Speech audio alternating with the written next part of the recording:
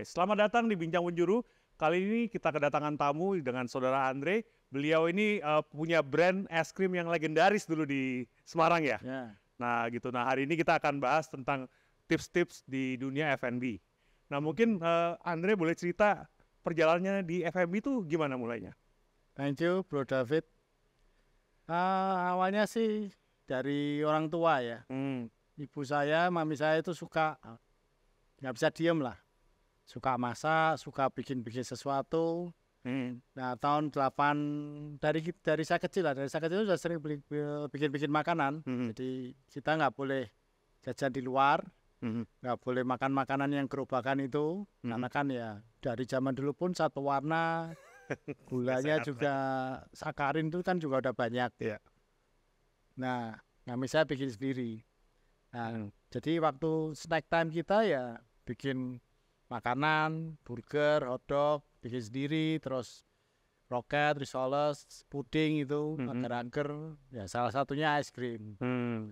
Nah, terus tahun 86 mulai ada ide untuk berjualan es krim.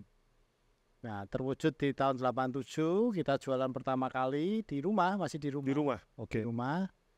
Terus berkembang, banyak yang suka. Dan mulai itu kita tiap kali Natal mulai kirim-kirim parcel, hampers. Hmm. Dan berlanjut sampai akhirnya buka kafe di tahun 90-an. Terus akhirnya saya sendiri buka di Jakarta 2002. Hmm. Sampai sekarang ya puji Tuhan masih bertahan. Oh berarti dari tahun di Jakarta pertama buka kapan? 2002. 2002. Oh Tapi berarti tahun 2000 saya udah mulai jualan dari rumah juga. berarti udah 20 tahun lebih ya? Ya. Oh wow. Nah, kalau dalam mengerjakan bisnis F&B nih, menurut Bro Andre ini yang paling penting apa nih? Karena sekarang nih anak-anak muda itu istilahnya kan banyak yang istilahnya bingung mau cari lapangan kerjaan gitu ya. Dan kan tadi kita sempat discuss sebelum ini bahwa F&B itu salah satu bisnis yang visible lah buat anak-anak zaman sekarang gitu ya. Mungkin bisa jelasin gitu, tipsnya apa nih kalau yang di bisnis F&B? Kalau di zaman sekarang nih setelah COVID, dengan mulai beralih ke digital ini memang makanan salah satu produk yang nggak mungkin bisa diganti. Karena kita tetap harus makan, tetap harus minum.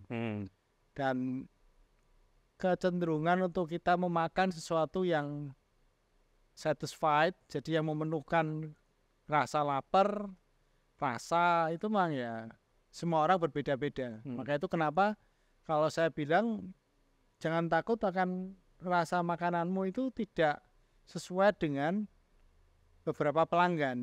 Karena kita punya pasar yang terbuka, yang besar, yang masih ada orang yang sesuai dengan rasa kita.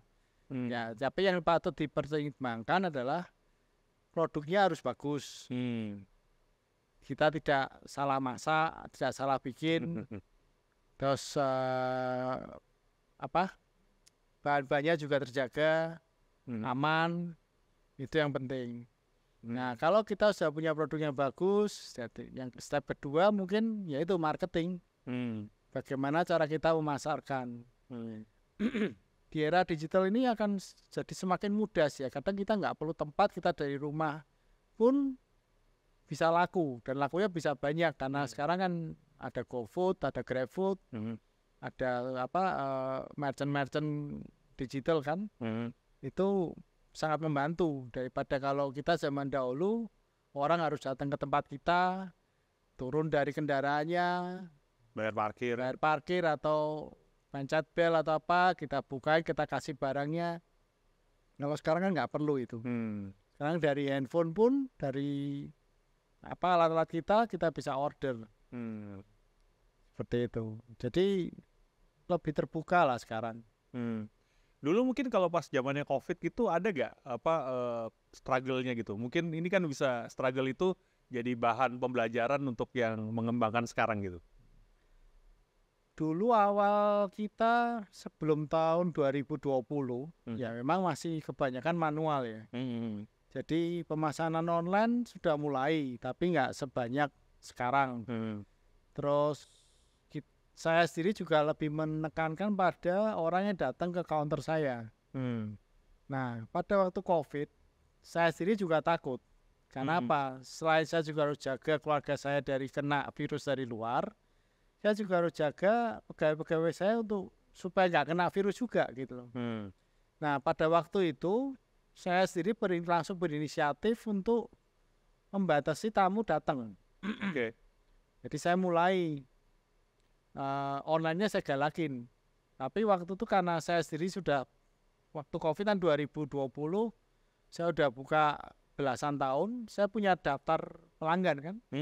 Nah, saya mulai memakai itu. Jadi sebetulnya saya diamkan saja. Ini mulai saya marketingin personal. Jadi saya WhatsApp personal, saya hubungi personal, saya juga terima message mereka secara personal. Nah, efeknya bagus karena apa? Karena saya jadi tahu pelanggan saya. Karena saya jadi lebih ingat mereka pesannya apa, kapan pesannya, dan sekali lagi ditunjang teknologi. WhatsApp itu kan datanya nggak hilang. Selama kita backup terus, kita ganti gadget pun datanya ngikut kan. Nah, jadi saya bisa kasih tahu, oh Pak atau Bu sudah pernah order nih. Tahun lalu atau bulan lalu, atau mau diulang atau enggak, atau mau order yang lain, kita bisa tawarkan produk yang baru. Itu dengan apa ya, gadget memang sangat membantu. Nah, sejak mulai dari COVID, online saya naik. Online saya naik, jadi waktu COVID sih memang online-nya lebih gede dari yang offline.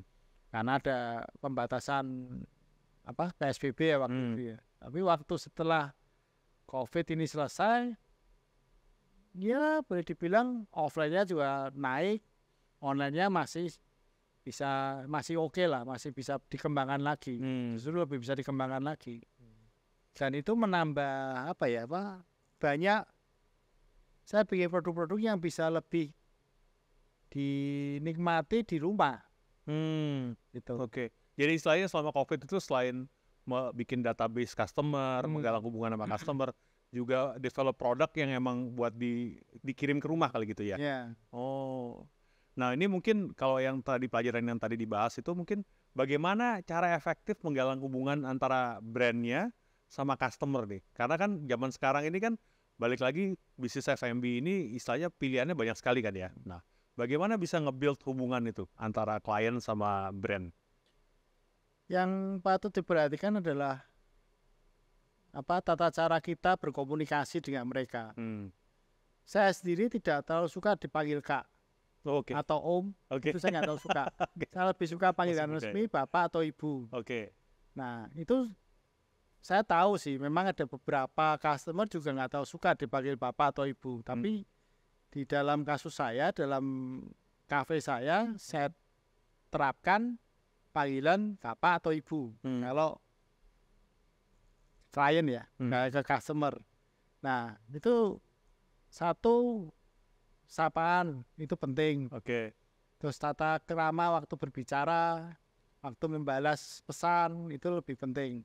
Karena dari situ akan terlihat bahwa kita ini menghormati mereka. Kita ini menaruhkan mereka sebagai customer yang baik. Nah, kalau kita bisa sopan, kita bisa bahasanya tertata dengan rapi, saya percaya mereka akan lebih concern lah dengan kita, lebih keinget gitu. Seperti itu. Nah, kalau misalnya untuk yang baru-baru mau buka nih gitu ya, tentunya kan harus ada perencanaan yang baik gitu ya. Nah, dari segi perencanaan ini, misalnya harga jual, terus istilahnya bahan baku yang dipakai itu cost-nya berapa? Apa istilahnya HPP ya kalau nggak salah ya? HPP atau COGS, cost of goods sold. Nah, itu yang kira-kira nih kalau untuk supaya istilahnya kompetitif dan juga sebagai starting itu bagaimana pengaturan cost-nya ini, operational cost? Satu, fokus pada produknya dulu. Jadi produknya ini apa, terus setelah itu kita lihat kompetitornya apa. Survei berarti ya, survei kompetitor, Nah, survei bisa dari rasa, harga, porsi. Karena kita nggak bisa hindari itu karena harga sama porsi berhubungan. Kalau harganya murah, porsinya kecil, ya mungkin customer akan membandingkan. Nggak kenyang. Tapi kalau harganya mahal, porsinya juga banyak, mungkin customer tetap akan merasa bahwa itu fair. Worth it lah. Worth it. Iya, iya. Nah, dari sisi rasa tentukan dulu yang menurut kalian itu benar-benar oke. Kalian sendiri kalau tempatkan diri kalian pada customer. Kalau kalian makan, mau balik nggak gitu? Kalian mau mencoba lagi nggak? Atau menurut saya bagaimana? So-so, oke. Itu apakah mesti cari mungkin sekumpulan teman untuk tester kali gitu ya, ngasih feedback gitu, penting nggak itu? Penting juga. Saya dulu waktu pertama mami saya juga ngasih ke tetangga sih. Oh, gratisan dulu lah istilahnya buat gratisan coba dulu. kasih feedbacknya gimana gitu. Saya juga waktu pertama kali tahun 2000 itu juga kasih sampel dulu ke lingkungan tetangga. Nah, setelah produknya jadi, mulai pikirkan sistem penjualannya. Jadi kalau customer datang atau customer teman datang pesan itu, nyapanya bagaimana, jualnya bagaimana, barang packagingnya mau dikasih seperti apa, pakai kantong kertas, kantong kain, atau mungkin kalau kalian masih berpikir bahwa saya nggak masih terlalu mahal, kantong plastik, tapi kantong plastiknya yang seperti apa, perlu di branding atau enggak, itu harus dipikirkan dulu. Nah, setelah itu itu siap packagingnya mau seperti apa. Nah, baru kemudian marketing. Karena kalau kita nggak ada itu semua, ya marketingnya apa yang mau dimarketingin kan? Mungkin kalau misalnya let's say makanannya enak gitu ya, kan sering kali gitu ya restoran makannya enak tapi nggak ada marketing yang efektif gitu kan. By the end of the day mereka kalah saingan sama makanannya biasa aja sama yang marketingnya bagus gitu. Nah, menurut Bro Andre ini marketing seperti apa yang efektif selama pengalaman menjalankan kafe gitu? Kalau dalam 6 bulan terakhir ini, saya melihat bahwa paling efektif ya sosmed. Sosmed, oke. Bagaimana bentuknya? 6 bulan ini saya lakukan lewat itu ya apa? Instagram, TikTok udah baru mulai 21 bulanan. Dan ya saya pakai itu apa? KOL. Oke. Iya. Mungkin boleh jelasin buat audiens KOL apa gitu? KOL itu Key Opinion Leader. Ya kalau bahasa awamnya influencer. Itu kita undang dan mereka mencoba dan mereka merepost bukan repost ya, memposting video mereka itu. Nah, saya rasa itu lebih efektif karena ini menggantikan yang dulu kita sebut sebagai word of mouth. Jadi kita datang karena omongan orang-orang. Nah, kalau sekarang kesebarnya lewat itu Instagram atau TikTok itu atau story atau reels itu. Itu saya kira sekarang lebih efektif. Karena kalau kita hanya berdasarkan teman-teman yang kita undang, terus mereka cerita ke lain, ya bisa. Tapi sebarannya akan nggak semasif digital. Kalau misalnya budget marketing itu kira-kira dari total omset berapa persen itu? Kalau menurut pengalaman yang efektif lah ya. Wah, sekarang susah ngomong ya sekarang. Kadang sekarang kadang kalau lagi viral, hoki ya. Hoki. Jadi, tapi saya mencadangkan kalau di saya sekitar 10%. 10% ya, gitu. Karena gini, kayak misalnya 15 lah. Karena kayak Gojek itu kan intinya dulu GoFood itu kan dia bakar duit tuh. Nah kan misalnya sekarang strategi gitu kan banyak ya, kayak Mixway segala macam itu harganya nggak masuk akal. Tadi kan kayak kopi yang Coti tadi itu kan 20.000 udah latte segala macam gitu. Apakah restoran itu kalau atau bisnis F&B itu untuk awal-awal mulai itu strategi seperti itu tuh baik apa enggak menurut Bro Andre? Kalau kalian ada dana promosi sampai segitu sih ya nggak apa-apa juga. Tapi besar sekali ya. Tapi gini, kalau kita ngomong masalah bisnis secara kesinambungan, itu akan susah sekali kalau kita awalnya bakar duit, terus kemudian setelah itu kita nggak lakukan apa-apa. Heeh. Ambil contoh gini, di Jakarta dulu pernah ada satu pizza, Heeh. itu promonya gila-gila, diskon 50%, Heeh. 75%. Nah, itu saya cukup jadi langganan, tapi begitu diskonnya hilang, saya nggak datang lagi. Dan saya nggak bilang maka pizzanya nggak enak loh, pizzanya enak. Tapi akhirnya level kita melihat bahwa pizza itu levelnya di harga sekian. Nah pada waktu dia udah nggak diskon, harganya kan tinggi. Heeh. Nah level harganya nggak nyampe. Oh jadi maksudnya itu malah merusak brand itu sendiri Iya, berarti kan? usaha brand itu sendiri. Jadi kalau misalnya di diskon terus gitu, anggapannya memang ini barang murahan lah, bisa Iya. dikata lain gitu ya. Seperti sekarang kan banyak makanan-makanan yang start dari rumah, Mhm.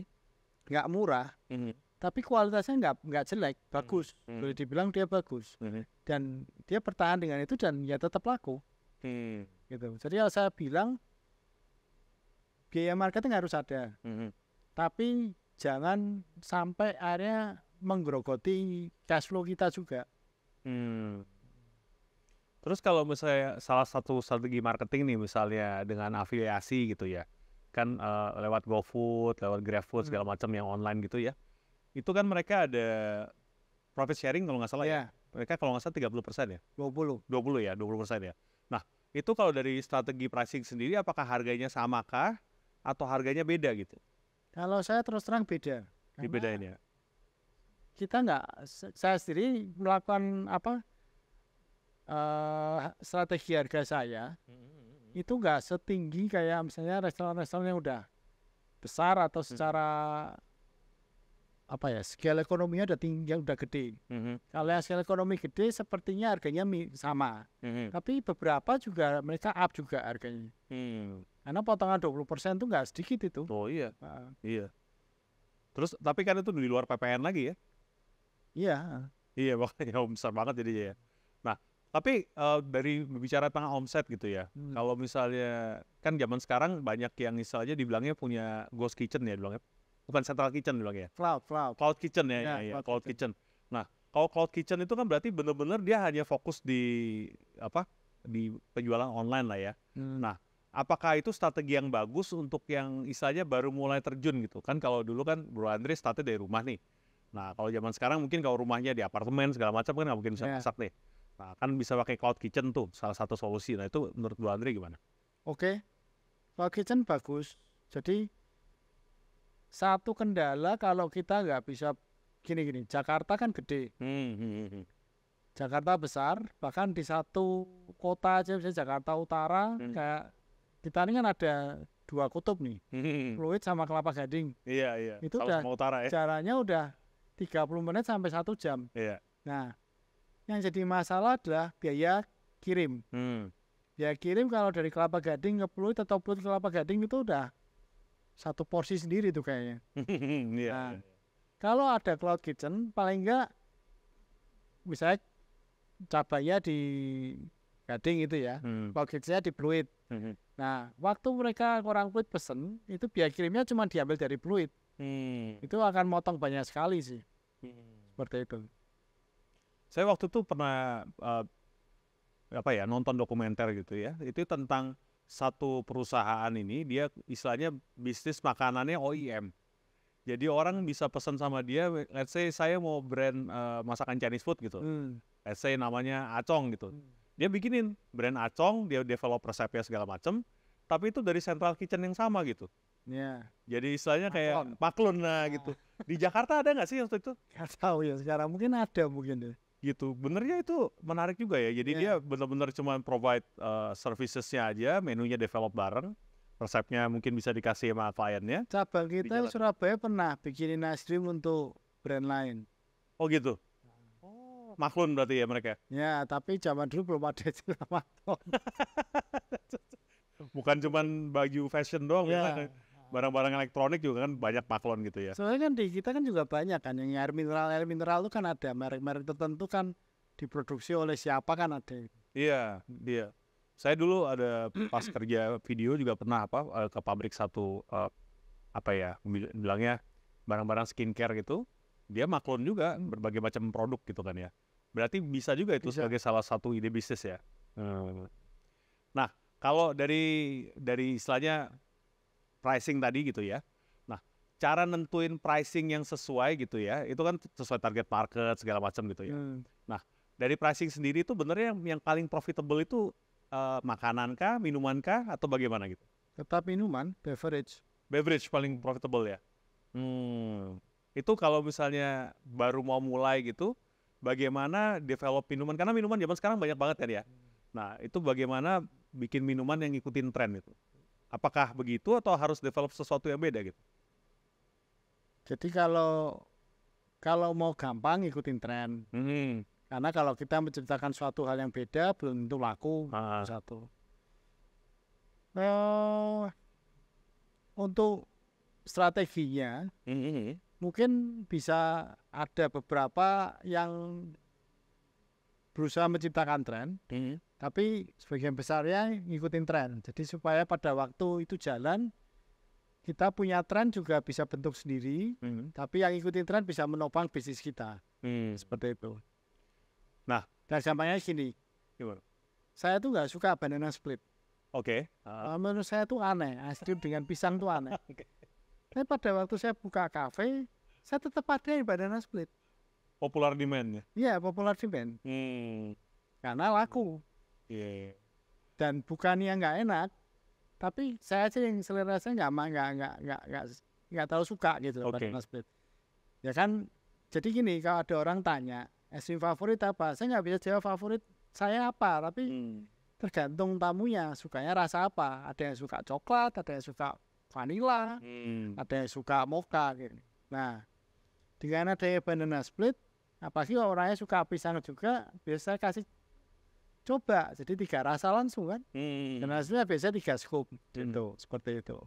Jadi kita tetap ngikutin, kita bisa provide tamu itu maunya apa, tapi kita masih punya idealis bahwa rasa saya seperti ini. Karena ini banyak dulu kan, misalnya pas lagi trennya sate taichan kan, sate taichan di mana-mana gitu kan. Gitu. Jadi benernya ikut tren itu ada plus minusnya kan. Biasa tren gitu ada umurnya kan. Gitu. Paling 6 bulan mungkin kali, apa setahun gitu ada? 6 bulan, setahun. Iya, habis itu berguguran satu persatu gitu ya. Nah, sekarang kalau misalnya pas lagi mau buka nih, mereka kan pasti butuh kapital nih. Nah, kalau menurut Bro Andre sendiri, lebih baik ngutang atau ngajak orang join untuk bikin sama-sama gitu?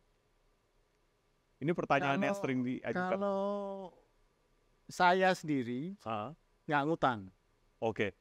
Tapi saya lebih suka partner. Oke. Nah, yang saya lihat dari beberapa industri, itu kebanyakan partnership-nya itu antara produsen dan marketer.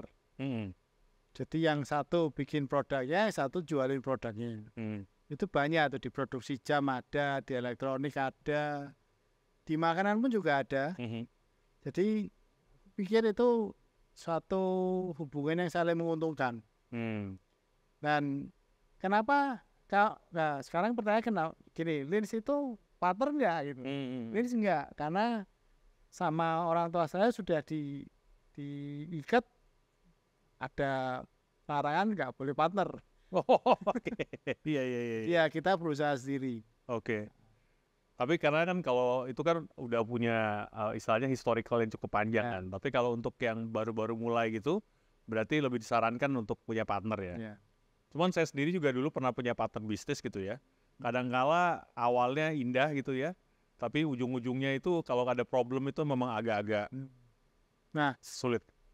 Partner yang saya juga pernah partner dulu. Waktu itu masih kerja kantoran. Saking menggebu-gebunya partner sampai akhirnya tantang sampai gini. Oke, di mulai operasional bulan sekian, waktu itu bikin advertising ya. Operasional bulan sekian, waktu itu harus keluar kerja dulu, kalau nggak bisa ngerjain kan. Nah, ya itu saya keluar dulu, partner saya enggak. Akhirnya ya udah, berantakan semua. Oh, berarti dia nggak istilahnya nggak ngelakuin bagian dia lah berarti ya? Ngelakuin, tapi tetap kerja di kantor lain. Oh, lebih pinter berarti dia. Nggak mau ambil resiko berarti ya? Just in case kayak jalan gitu ya? Nah itu, jadi memang mungkin kalau berpartner tuh pastikan juga punya surat tertulis kali ya. gitu, perjanjian tertulis, karena walaupun mulainya jangankan sama temen, saudara gitu-gitu. Terutama masalah uang ya. Nah, Jelas dulu. iya. Pembagiannya berapa, terus skop kerjanya apa, itu harus fix. Kalau kalian percaya sekali dengan partner Anda, nggak sampai ke hitam di atas putih, masih nggak apa-apa, tapi tetap harus ada coret-coretannya. Karena saya ngalamin juga itu. Iya. Jadi pas keluar nggak dikasih apa-apa, padahal asetnya banyak itu isinya. Itu pengalaman. Karena sebenarnya kalau bisnis F&B itu yang lebih berharga daripada aset kan brandnya ya. Nah itu kadang-kadang ketika keluar gitu, bubar, nih brandnya siapa yang pegang gitu. Gitu, apalagi kalau udah besar ya. Gitu. Nah kalau misalnya dari Bro Andre gitu, gimana caranya untuk maintain brand itu gimana sih? Gitu. Saya nggak pernah secara profesional maintain brand, cuman dalam bayangan saya, kita mulai dari apa dulu brand ini. Kalau saya makanan, saya mengusungnya dulu dari orang tua saya itu freshness, terus healthy, dalam artian kita nggak pakai bahan-bahan sintetik, nggak pakai perasa atau pewarna tambahan, terus bahannya juga jujur, dalam artian kalau gula ya pakai gula pasir, bukan pakai gula sakarin gitu. Ya ini itu yang saya pakai sampai sekarang. Saya berusaha itu nggak saya rubah apapun yang terjadi. Kalau sekarang telur misalnya, telur saya selalu promosinya, saya telur beli fresh. Jadi pagi sebelum saya produksi es krim, ya saya baru beli atau sehari sebelumnya. Saya nggak belinya minggu lalu.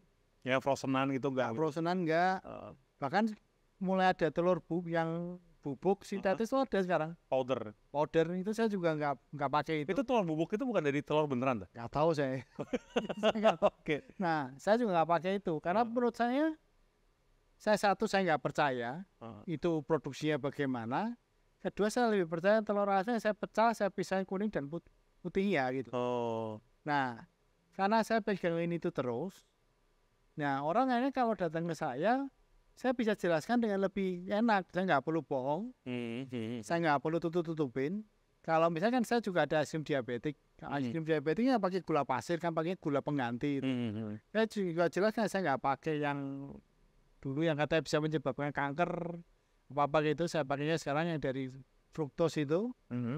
Ya, itu yang saya share ke mereka. Jadi pada waktu mereka bilang ini aman nggak ya, saya kasih tahu kalau menurut kesehatan Anda atau gini lah, kemarin saya ada es krim pakai kacang. Nah, atau saya tanya ini aman nggak buat anak saya? Saya tanya alergi kacang nggak? Alergi kacang ya saya nggak bisa kasih. Saya jujur-jujur aja karena ada kacangnya. Tapi kalau misalnya mereka bilang oh saya nggak kuat kalau minum susu. Ada loh yang alergi parah, laktos toleran. Saya bilang ya saya pakai susu sapi ya nggak bisa lagi dong. Ya saya jangan tahu kehilangan pelanggan. Karena apa? Kalau pelanggan diberitahu dengan jujur, ya memang mungkin waktu itu dia nggak makan, dia nggak pesen, tapi dia bisa kasih tahu ke orang lain bahwa produsen yang satu ini dia memberitahukan apa yang benar. Jadi mungkin yang temannya malah datang, gitu. Nah kalau aku bilang itu jauh lebih nyantol di kepala orang-orang bahwa brand yang kamu bikin, yang kamu bawa ini fair, dan apa adanya dan jujur dengan customer kalian. Nah kalau sekarang ini kan ada istilahnya tren yang makanan sehat nih, ya kan? Nah tapi itu dia kan istilahnya bisa dibilang bahwa makanan sehat itu biasanya gak enak kan. Nah aku bahkan ada sepupu aku tuh bisnis F&B juga. Dia bilang orang itu zaman sekarang benernya nggak nyari makan sehat, nyari makan enak.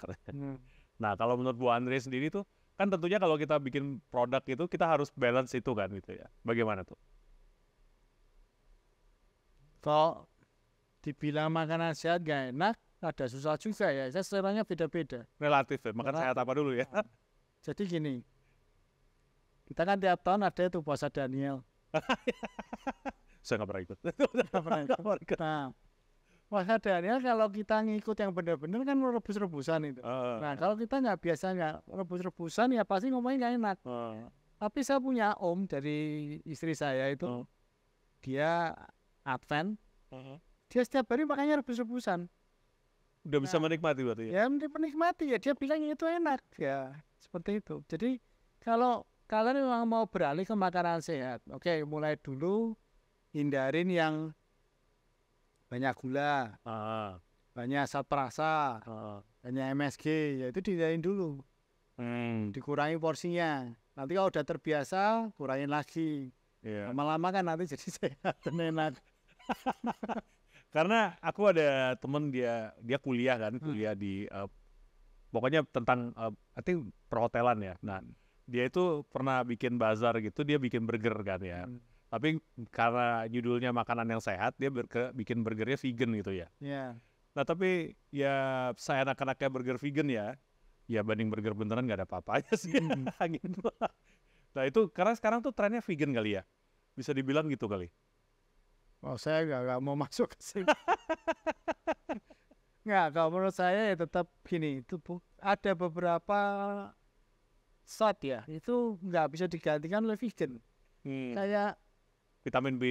ya itu vitamin Vitamin B atau B12. iron itu dari Iya. daging merah tetap lebih banyak. Ah iya, Betul. betul. Terus actually vegan itu ya nggak tahu ya, itu tergantung preferensi orang sih ya. Benernya kalau secara studi ada yang bilang positif, ada yang bilang negatif. Kalau menurut Bu Andre gimana tuh vegan tuh? Ya balik lagi ke preferensi orangnya. Kalau Pernah coba gak? Maksudnya pernah coba gak? Kayak certain period jadi vegan itu pernah coba? ya itu waktu puasa Daniel. Oh, oke. Nah, jadi gini, Ada improvement nggak dalam bidang apa gitu mungkin? waktu puasa Daniel itu kita cari makanan vegan. Nah, terus dikasih kayak cornet gitu, Ah, tapi vegan kan, oke, jamur ya, itu jamur. jamur. Ah, Ya enak juga. iya, iya. Ya sebenarnya masalah, tapi kan ada efeknya gitu, ditambahin garam atau ditambahin gula supaya bisa ngalahin rasa yang bukan dagingnya itu kan. Nah, kalau sekarang saya sendiri lebih memilih kalau yang puasa Daniel ya benar-benar non meat, non meat atau tidak berbentuk daging. Jadi ya sayur, direbus ya direbus atau dibikin gado-gado ya bumbu kacangnya nggak banyak-banyak lah. Karena kan itu termasuk sedap-sedapan. Seperti itu. Oke. Tapi kalau memang kalian ingin menempuh jalur vegan, ya nggak apa-apa. Gitu. Karena memang ada studinya juga, kalau misalnya kita sapi gitu, dipotong, terus karkasnya kan harus dibakar, itu pencemaran lingkungan ya benar juga, ada carbon print-nya itu sendiri. Ya nggak masalah gitu.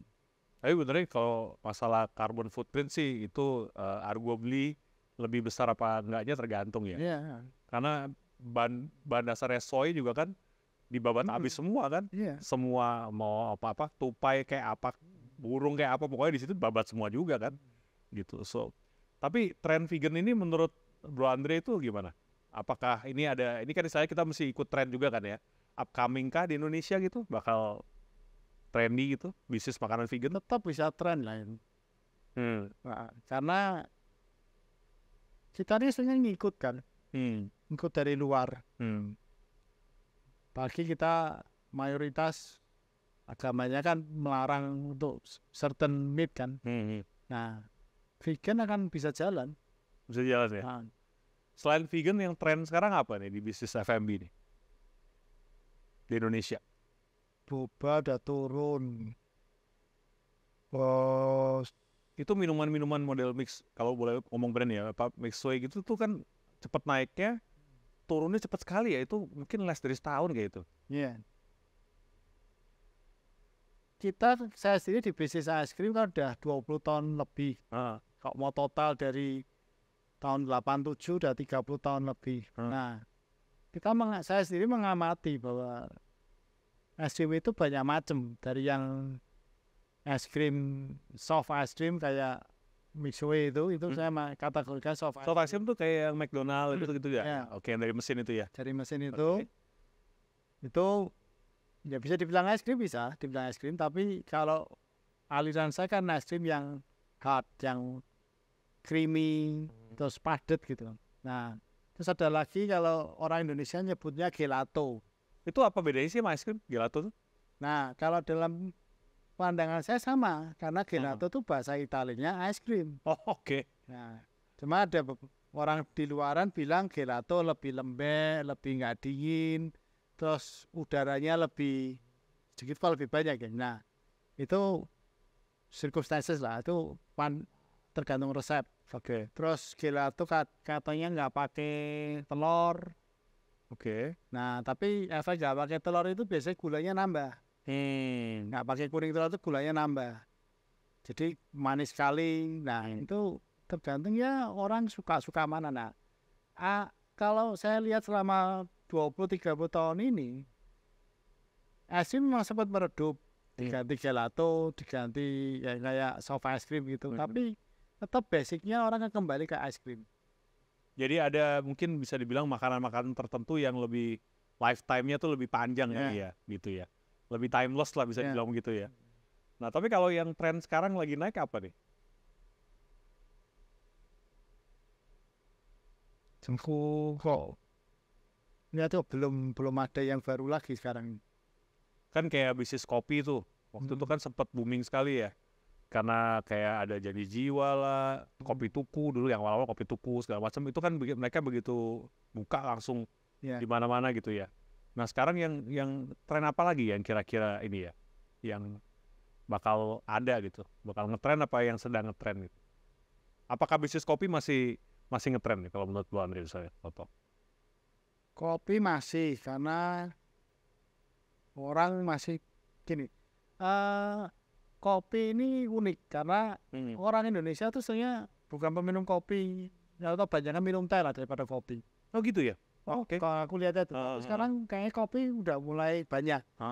Jadi ya pagi sekarang mereka cari kopi. Nah mungkin yang depannya itu mungkin yang kopi yang dipakai buat sebelum masuk kantor itu dibeli di tengah jalan, mungkin bisa ngetren tuh. Karena banyak itu kopi gerobakan yang Starling ya kayak Starling tapi yang ya proper lah ya. lebih proper, bukan yang dari saset ya. Iya. Itu kan sekarang mulai banyak itu. Di Jakarta juga nih? Iya. Jadi itu mesin kopinya portable gitu maksudnya? Nggak tahu aku mesin kopinya pakai apa. Ada yang mereka pakai kayak pompa sepeda itu ada, pompa ban. Jadi espresso. Jadi ada tekanannya pakai pompa gitu. Tekanannya pakai pompa ban elektrik. Ya. Terus itu mereka ya boleh dibilang ya apa sepedaan juga ya. Gitu. Pakai sepeda atau gerobak yang di ontel itu. Itu itu aku bilang masih bisa itu bisa rame lah. Apalagi ya sekarang mulai banyak orang yang jalan di trotoar. Ya. Kalau pemerintah dulu kan pernah ada tuh program mau buka kayak di Jepang ya, yang apa UMKM di trotoar kan ada itu, tapi yang bentuknya bagus. Itu kan saya kan bakal, tapi sempet nggak ada lagi ya. Mungkin kalau ini diadain itu bisa rame, bisa jalan ya. Bisa jalan. Tapi problemnya tuh kalau bikin kayak gitu tuh nanti begitu ada investor besar yang megang satu brand, itu begitu dia masuk di istilahnya cara berbisnis yang sama, itu pasti langsung mati pelan-pelan loh. Ya kecuali punya keunikan sendiri. Ya itu masalahnya tuh. Kan kayak misalnya kopi gitu. Kenapa brand itu cepat naik kan benernya expansionnya cepet ya. Gitu. Karena aku dulu kan Smuk 2 tuh ada Bakmi Abun kan. Itu kan saudaraan sama apa? Gang Kelinci kan ya. Nah, tapi kan Bakmi Abun tuh ya cabangnya di situ terus gitu. Baru belakangan nih buka di Pik nih dia. Gitu. Nah, kalau makanya menurut Bro Andri nih expansion itu gimana? Tentang ekspansi nih. Penting nggak gitu dan ekspansi kaitannya sama brand untuk gitu. Jakarta penting ya. Tapi baik lagi masalah finansialnya itu. Karena kalau kita ekspansinya cepat tapi finansial nggak kuat, begitu dananya habis dan kita nggak siap marketingnya ya jeblok juga. Itu berbahaya berarti. Ya harus pinter-pinter ya. Oke. Mengelola satu cabang dengan 2 cabang dengan 3 cabang itu beda sekali. Satu kalau misalnya kita punya 2, kan masih sederhana itu. Paling kirimnya 2 tempat. Mau setiap hari 2 hari sekali masih sederhana. Tapi kalau sudah 3, bedanya ada jauh-jauh lagi, lebih ada PR lagi kan. Mulai startnya jam berapa, jalanan Jakarta kan macet. Terus kalau misalnya kita nggak mau pakai supir sendiri, nggak pakai driver sendiri, pakai armada apa, ya sekarang banyak juga sih. Cuma kan itu ada cost juga di situ yang harus mulai dihitung. Dari awalnya kalau satu cabang kan cuman costnya satu gelas ini, gulanya berapa, airnya berapa, terus materinya apa kan? Nggak ada ongkos transport buat Nggak ada barang transport jadinya buat ya. ke sana kan. Nah, kalau sekarang ada 2-3 cabang kan ada biaya transportnya. Itu harus dihitung. Terus kalau marketing juga pasti nambah karena apa? Dari pertama satu tempat jadi 2 atau 3. Tapi balik lagi marketing masih bisa disiasatin. Nah, terus untuk pengelolaan cabangnya. Nah, saya ada ketemu orang yang cerita bahwa ya itu tadi nyambung ke cloud kitchen itu. Ada beberapa perusahaan F&B itu sekarang mereka ngitungnya pokoknya satu cabang itu bisa menghidupin cabang itu sendiri. Oke. Jadi dia Baru pasang, bisa bikin yang lain gitu. dia pasang target. Jadi misalnya dia mau buka di selatan gitu, di daerah A. Nah, dia hitung sewanya berapa. Terus food cost-nya berapa. Nah, perlu berapa porsi sehari bisa nutup sewa. Oke. Dan karyawannya itu dihitung semua di situ. Nah, dari situ dia tentuin harganya. Masuk nggak? Kalau harganya masih bisa masuk sama cabang pusat yang dari utara misalnya, ya dia akan jalankan. Kalau nggak dia nggak jalan. Atau enggak dia rubah strategi marketingnya, dia rubah. Kalau strategi marketingnya bisa dihitung. Kalau kita udah pengalaman 1 langkah berhasil, 2 langkah berhasil, kita bisa pakai itu. Tapi kalau kita beberapa kali nyoba fail, ya jangan dipakai lagi. Gitu. Nah, perusahaan itu dia hitung, oh dengan langkah seperti ini bisa ada omset kira-kira sekian, ya bisa dicoba. Gitu.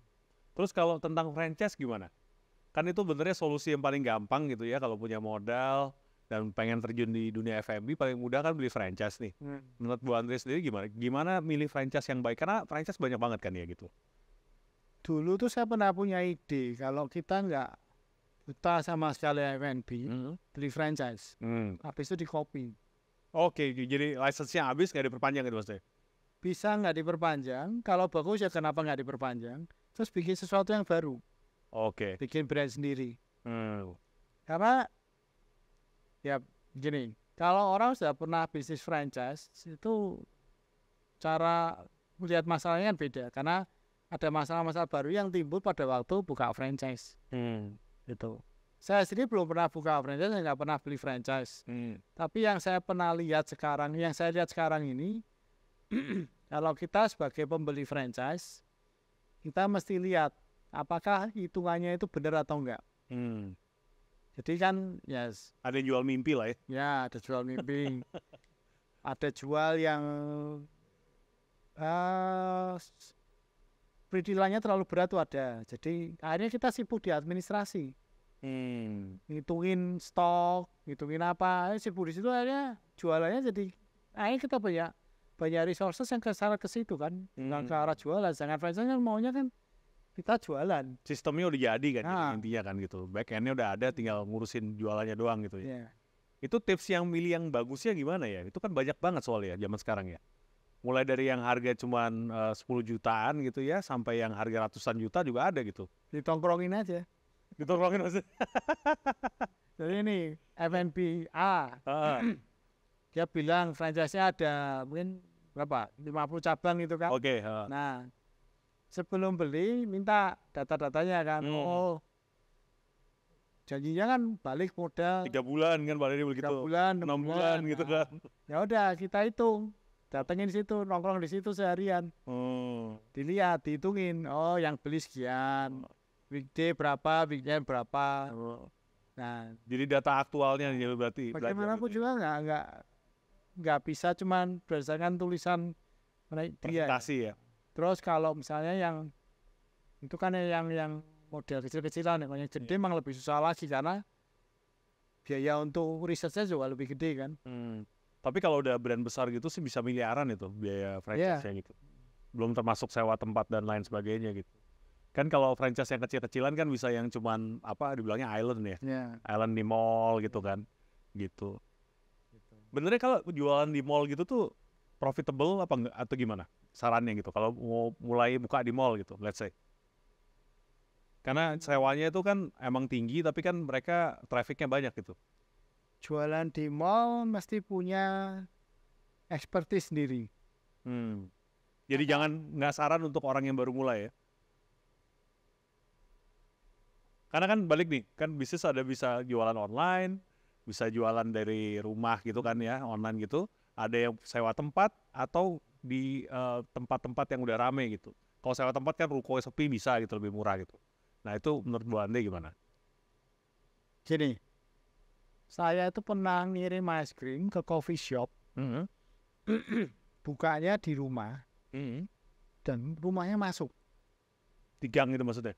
Masuk maksudnya? Jadi bukan ya gang, tapi gangnya bukan yang cuman apa motor gitu enggak, tapi mobil lewat. Oke. Rumahnya lumayan, tapi bukan yang model cluster, tapi masuk.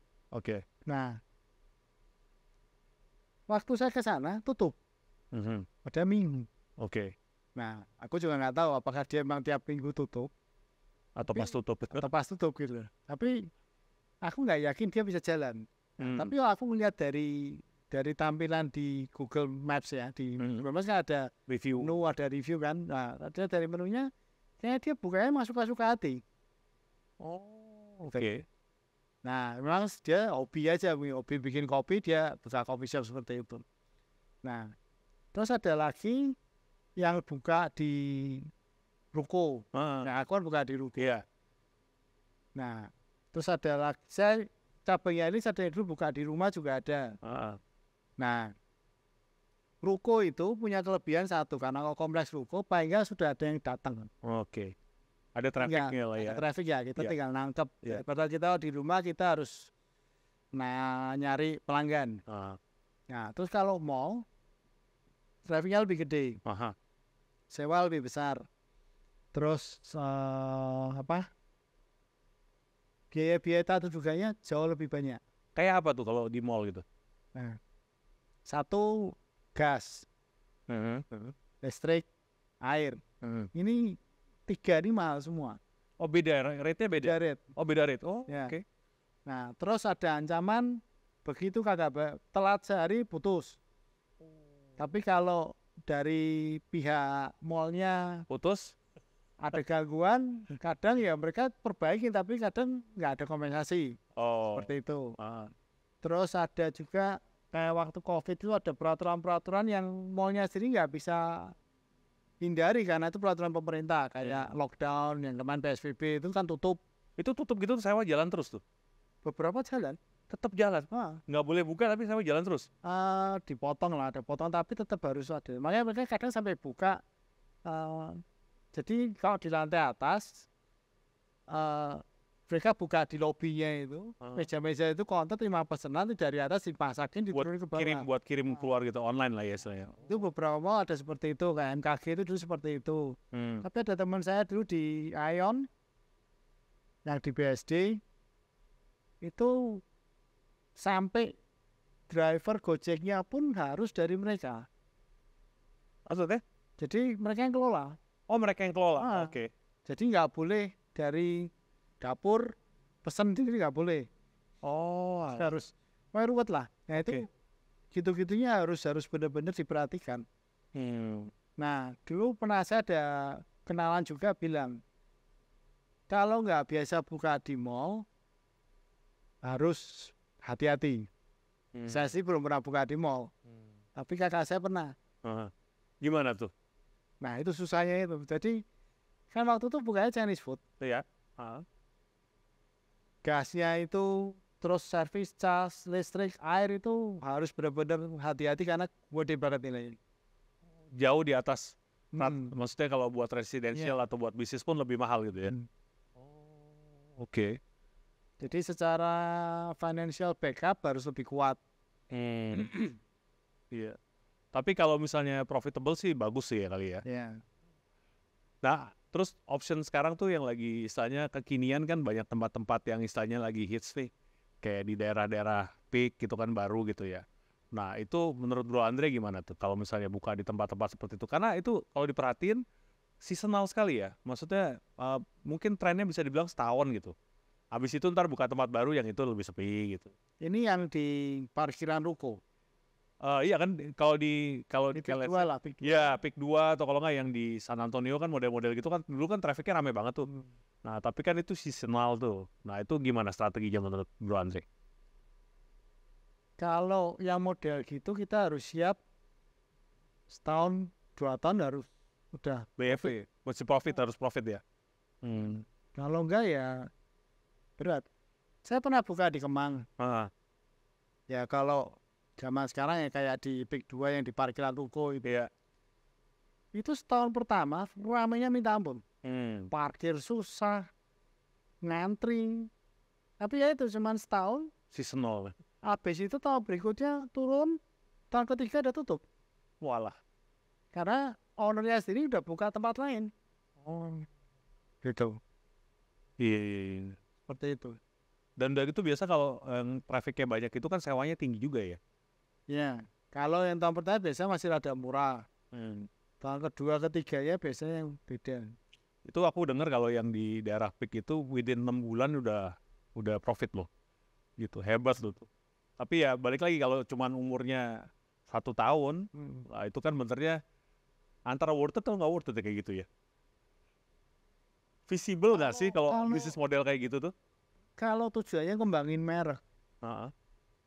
ya baru susah karena secara secara modal kudu gede kan. Heeh. Kita nggak bisa buka satu tempat karena kembangin merek kan. Tapi Heeh. kalau cuman sekedar di Gading tuh ada Heeh. satu resto, namanya satu sama, tapi jualannya tiap tahun ganti.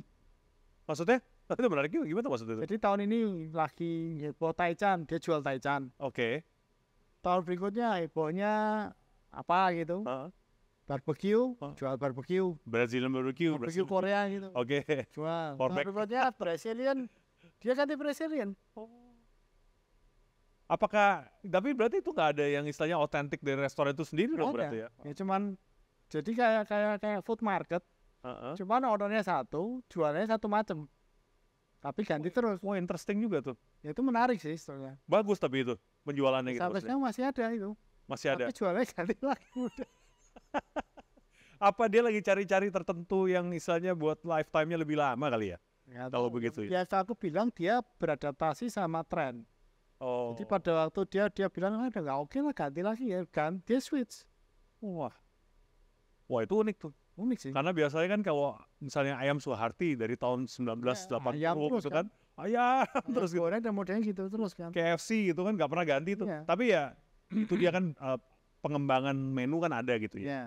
Nah, itu kalau ngomong tentang pengembangan menu tuh gimana? Kan walaupun misalnya let's say KFC gitu kan, walaupun ayam tapi kan dia produk turunannya banyak tuh. Iya. Nah, itu menurut Tetap paling lakunya fried chickennya, tapi kadang ada bubur, kadang ada apa gitu kan. Iya, iya, itu Ya, menurut Bro Andre gimana tuh? Harus sih pengembangan menu itu tetap harus ada. Dan itu memang masalah resto itu yang pada intinya tuh itu karena kreativitas kita kan diuji di situ. Develop menu baru ya. Kalau kita lihat film-film Prancis gitu, itu kan koki internasional itu kan, mereka bookingnya kan udah kadang sampai setahun sebelumnya. Iya. Nah, itu yang booking pun nggak tahu tuh rasanya bakal dimasakin apa. Rasanya kan model fine dining semua kan. Iya, Nah, paket gitu. seperti itu paling menguntungkan kalau aku bilang. Karena apa? Jumlahnya udah fix, belanjanya fix, jadi nggak waste-nya semakin sedikit. Soalnya semua udah sesuai rencana kan gitu ya. Rencana. Oh, itu kan kayak restoran omakase kalau Jepang itu ya. Ya, makasih. Oh, tapi itu mah maksudnya itu kan untuk skill level yang sangat tinggi ya, dan saya rasa model masuknya pun juga, karena kalau udah orang bayar istilahnya satu orang 1,5 juta kan nggak mungkin tempatnya biasa aja kan gitu ya, gitu. Tapi emang ini sih ya, balik lagi tergantung model kali ya. Kalau F&B sendiri, kalau menurut Bro Andre itu kisarannya berapa sih kalau mau terjun di F&B ini budgetnya? Kalau mau start gitu? Kalau rumahan mungkin 50 sampai 100 bisa udah. 50 sampai 100 sampai ya? mungkin malahan. Hmm. Karena rumahan kan online ya. Hmm. Yang penting kan dapur. Hmm. Seperti itu. Dapur juga biasa pakai dapur rumah kan ya? Maksudnya nggak? Tapi kompornya mungkin yang lebih kuat lah. Oh. Ya pakai kompor yang ada dulu masih bisa. Lama. Nah, mungkin HP-nya kurang gede. Iya, iya. Tapi ini menarik nih karena F&B itu kadang-kadang kalau orang fokusnya profit gitu ya, kan minyak itu bisa difilter terus gitu. Misalnya ini jual gorengan kan, gitu. 3 bulan sekali baru ganti juga bisa gitu. Nah makanya nih kadang-kadang itu nurani kali ya, antara mau untung gede tapi nggak sehat gitu. Toh yang makan bukan dia mungkin segitu ya. Nah tapi kan tadi kalau yang Bro Andre tadi boleh simpulkan kan brand itu penting ya, jadi kejujuran, terus fokus ke customer segala macam. Mungkin boleh kasih summary atau sebagai kata-kata penutup gitu untuk orang-orang yang ingin terjun di dunia F&B itu seperti apa? Jangan takut untuk usaha karena hasil akhirnya kan kita belum tahu.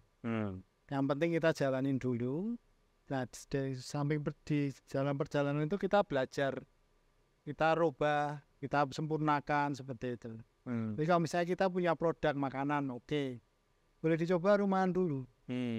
Daftar GoFood kan nggak bayar kalau nggak salah sekarang. Nggak bayar. Nggak bayar, GrabFood juga nggak bayar. Boleh dicoba di situ. Karena bagaimanapun juga orang itu scrolling GoFood pun akan lama-lama bosan. Akhirnya yang dipilih yang baru. Selalu cari yang baru gitu ya. Yang cari yang baru. Nah, dari situ kita bisa berharap bahwa orang yang beli-beli itu akan kembali. Hanya kalau yang berhasil di situ juga banyak. Nggak usah dipusingkan nanti kalau nggak jadi gimana. Nah, kedua pengelolaan bahan. Pakai misalnya daging ayam bisa dibikin berapa model. Sausnya bisa dipakai untuk berbagai macam apa. Modular lah gitu kan. Nah, jadi kayak misalnya gini. Hanya mentega. Oke, bisa tambahin cumi, jadi cumi mentega. Kan saus menteganya bisa sama. Terus kalau yang mau masuk pasta lebih gampang lagi pasta itu. Karena sausnya kebanyakan yang sama. Bolognese, terus carbonara, pastanya bisa dirubah-rubah. Bisa jadi lasagna, bisa jadi spaghetti, gitu kan lebih sederhana. Saya banyak macam sih. Justru yang susah itu makanan Indonesia. Karena prosesnya panjang. Banyak prosesnya panjang. Tapi yang bisa bikin enak juga nggak banyak. Betul. Jadi kalau punya resep masakan Indonesia dari orang tua bisa dipakai itu. Karena bagaimana juga kita orang Indonesia tetap cari makanan Indonesia. Betul. Sambel. Sambel. Sambel juga bisa dijual packagingan 200 graman gitu, 250 gram kan bisa. Jadi saya Indonesia ini kaya, kita bisa apa aja karena satu jumlah penduduknya banyak, kedua resource-nya juga banyak. Seperti saya ini kayak saya es krim kan, komponen utamanya kan susu, telur, gula. Nah susunya saya nggak mungkin ambil dari luar, pasti ngambilnya lokal. Telur juga sama. Nah tinggal gula. Gula mau pakai yang apa, tapi gula macamnya juga nggak banyak kan. Gula pasir gitu-gitu aja, asal nggak pakai gula sakarin. Seperti itu. Nah untuk jaga kualitas susu sapi, mau fresh, mau yang UHT atau bubuk itu bisa dipakai. Tuh, kalau mau bagus susu ngetesnya gampang, dimasak tuh dilihat itu lemaknya seberapa tebal. Kalau lemaknya tebal ya bagus, gitu. creamy. Oke. Seperti itu. Cuman memang di kita ini kendalanya bahan-bahan mahal. Tapi sekali lagi bisa disiasati juga. Jadi diefisienkan pemakaiannya. Semakin waste yang kita buang semakin sedikit, harga kita food cost kita bisa rendah. Kalau waste kita banyak ya food costnya nggak bisa rendah. Jadi gampangnya kayak misalnya satu ekor ayam, kalau kita waktu filenya bagus, yang dagingnya nempel di tulangnya sedikit ya gramasinya dagingnya kan naik. Kita bisa bikin porsinya lebih banyak. Tapi kalau kita filenya jelek ya nggak bisa bagus. Betul. Efisiensi lah berarti ya. Efisiensi ya. Di food industry efisiensi lah. Semakin efisien semakin kita bisa profit. Itu berarti kan forecast-nya harus bagus ya. Hmm. Karena kalau gimana pun juga itu kan semua tentang forecast ya. Sama kayak satu gembala kita kan, Heeh. ayam Ria itu. Heeh. Itu kalau mau beli ayam kan doa dulu. Oh gitu. Wah, luar biasa. Pernah ngeyel, Heeh. pernah nggak nurut, Heeh. ya nggak laku. Oh gitu. Iya, kalau yang saya salut tuh kayak Bebek Kaleo itu kan dia hari Minggu tutup loh, Iya, gitu. Padahal hari Minggu tuh biasanya omsetnya paling besar loh. iya. Nah, gitu. Tapi dia memilih tutup gitu ya. Buat religious reason lah ya. Gitu. Hebat juga tapi itu. Gitu sih. Kalau Bang. Minggu tutup itu. Iya. Gitu. Mungkin ada lagi tambahan mungkin? Oh. Jadi ya itu ya, paling utama memang harus dihitung dulu sih semuanya. Kalau mau rumahan, food cost-nya harus dihitung. Kalau mau sewa tempat, faktor sewa harus dimasukkan. Terus karyawan, terus image apa yang mau ditampilkan. Kalau mau image-nya profesional, ya harus profesional. Kalau mau image-nya rumahan, ya rumahan. Kalau image-nya mau warung, ya warung, nggak apa-apa. Nggak ada yang salah kok itu. Nah, kalau masuk lagi ke level yang lebih tinggi di mall, yaitu hati-hati sama perjanjian-perjanjian dengan mall. Nggak bisa dipungkirin lah, orang Indonesia masih suka ke mall. Nah, iya. Gitu. Bahkan ada mall yang sepi itu, dia hidupnya gara-gara hari Sabtu Minggu doang kan? Sabtu Minggu. Gara-gara makanannya doang gitu istilahnya. Gitu. Yang vendor lainnya sepi, vendor makanan masih ada gitu kan. Iya. Gitu. Karena Indonesia masih suka ke mall. Iya. Gitu. Beda dengan mungkin luar ya. Luar kan mall Ke outdoor gitu. jam 9, jam 8 kan udah sepi. Iya. Mereka mah sukanya outdoor, taman. Iya. Ya. Kalau di kota-kota besar di Indonesia kayaknya nggak ada yang gitu ya. Iya, masih mall. Mall ya. Gitu. Terus itu kemampuan finansial juga mesti diukur. Karena bagaimanapun juga apa ya, kita kan mesti ngukur gitu loh, bisa nggak bertahan 1 tahun. Itu harus Itu kan strategi yang baik gimana ya? Karena kan biasa kan untuk start sesuatu yang baru kan ada fase bleedingnya tuh. Nah, at least punya kapitalnya seberapa besar gitu? Bisa bleeding berapa lama? Aku ngukur 6 bulan. 6 bulan tanpa income gitu ya? Ya, 6 bulan tanpa income. Spare-nya di situ. Kalau sampai kepepet 3 bulan lah. Gitu. Dan itu pun udah bahaya itu. Kalau mau bagus ya setahun. Oh iya, tapi Jadi setahun fail, masih ada setahun berikutnya kan. Heeh. Sewa di mall itu kan harus bayar dulu, nggak salah berapa ya? 2 tahun ya. 2 tahun di muka. 2 tahun di muka, terus 3 tahunnya dicicil kan tiap bulan. Oh, berarti kontraknya 5 tahun? Total 5 tahun. Oh, wah. Nggak tahu itu dulu ya. Kalau sekarang aku nggak tahu. Tapi waktu gitu. Jadi kontrak 5 tahun, 2 tahun dibayar di muka, atau setahun dibayar di muka, yang sisanya dicicil tiap bulan lagi. Nah, nanti di masuk tahun ke-5 udah keluar tagihan lagi. Buat yang baru nanti kontrak baru lagi. Mau perpanjang atau enggak? Wow. Oke. Berarti emang costly sekali sih kalau di mall itu ya. Tapi sekarang banyak daerah itu yang ini sih, kayak yang di Peak itu kan dia ada profit sharing ya, gitu. Itu menurut Bro Andre gimana? Profitable kah? Itu lebih baik begitu? Profit sharing profit sharing. Iya. Karena keluar awalnya kan nggak gede, padahal untuk bayar sewanya nggak gede. Cuma bayar peralatan kan. Berarti oke juga ya kalau sharing. Mendingan sewa atau profit sharing tuh kalau begitu?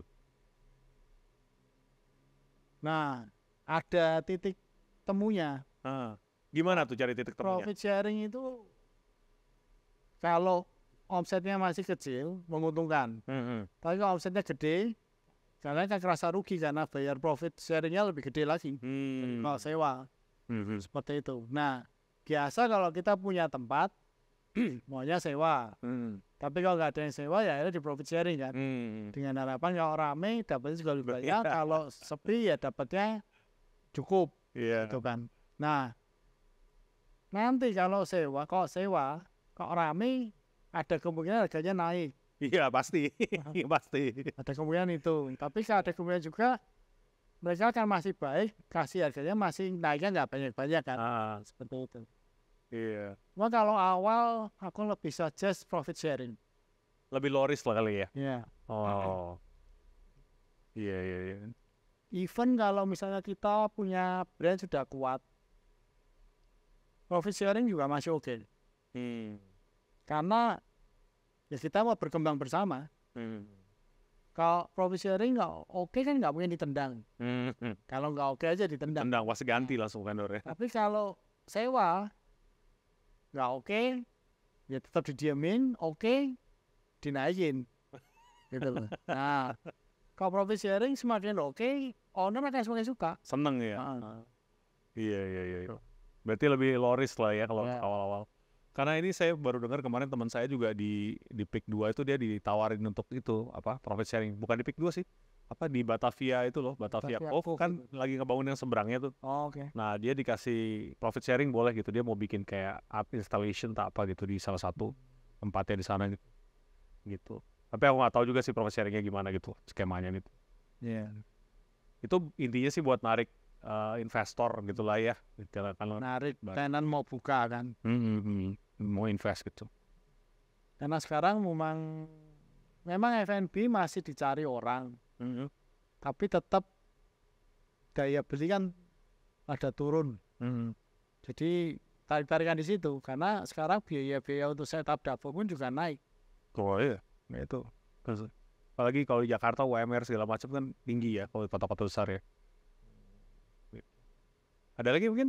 Nah, udah. Oke. Thank you banget Bro Andre buat ngobrol-ngobrolnya biar ini bisa jadi apa ya?